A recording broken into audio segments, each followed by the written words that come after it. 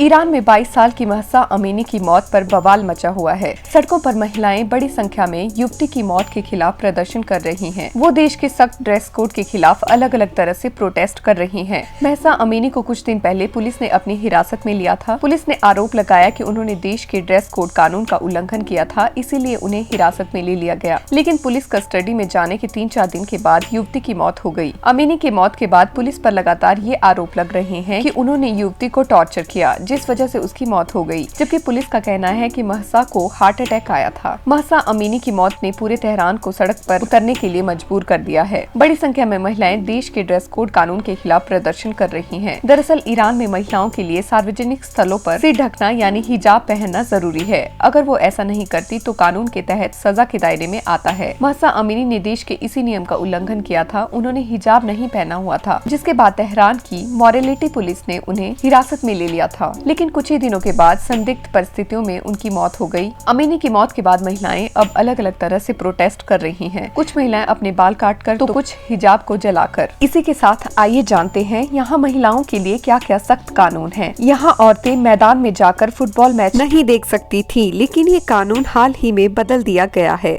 Islamic धर्म गुरुओं का तर्क है कि औरतों को मर्दों वाले खेल देखने या वैसे माहौल से बचना चाहिए। यहाँ औरतों की गैर मर्दों से हाथ मिलाने पर मनाही है। अगर सार्वजनिक जगहों पर कोई महिला किसी पुरुष के साथ हाथ मिलाती देखी जाए तो उस पर जुर्माना और कैद भी हो सकती है। यही वजह है कि जब ईरानी महिला टीम ने ग्लोबल चैलेंज टूर्नामेंट जीता था तो टीम के कोच ने अपने खिलाड़ियों से एक क्लिपबोर्ड की मदद से हाथ मिलाया और उन्हें शाबाशी दी। इस देश के इस्लामिक धर्म गुरुओं का मानना है कि 12 साल से ज्यादा उम्र की लड़कियों के चेहरे और शरीर का कोई भी हिस्सा पिता, पति या भाई के अलावा नहीं देख सकता। यहाँ हिजाब नहीं पहनने पर सख्त सजा का प्रावधान है। इससे अगला कानून बहुत ही भयानक है। ये कानून यहाँ 2013 से पास हुआ था, जिसके तहत पिता अपनी गोद ली हुई बेटी से शादी कर सकता है, जिसे मजलिस कहा जाता है। उनका तर्क था कि 13 साल की लड़कियों को अपने पिता के सामने हिजाब पहनने से आजादी मिल जाएगी। यहाँ साल 1979 से ही औरतों से तलाक लेने के हक पर पाबंदी है, यानी पुरुष को तो तलाक का अधिकार है, लेकिन कोई पत्नी ये मांग नहीं सकती चाहे उसका पति उसके साथ घरेलू हिंसा करे। यहाँ तक कि बीवियों को बाहर काम करने के लिए भी पति की इजाजत की जरूरत चाहिए होती है और इसे कंपनी में दिखाना होता है, तभी उसे हायर किया जाता है।